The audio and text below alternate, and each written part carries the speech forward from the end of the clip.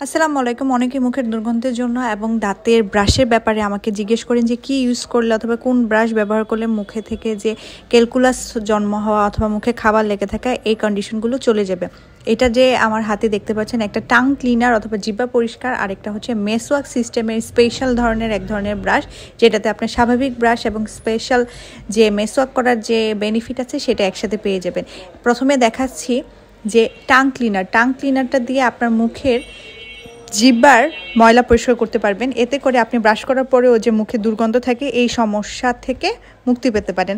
Tongue ক্লিনারটা এবং ব্রাশটা দুটোই আমাদের পেজে পেয়ে যাবেন, কিন্তু অবশ্যই প্রি অর্ডার বেসিসে। এটা একটা প্লাস্টিকের টাং ক্লিনার, এটাতে কিন্তু আপনি টাঙের পাশাপাশি উপরে যে প্যালেট আছে, হার্ড প্যালেট, এটাও পরিষ্কার করতে পারেন। খুব সফট, কোনো অসুবিধা হবে না।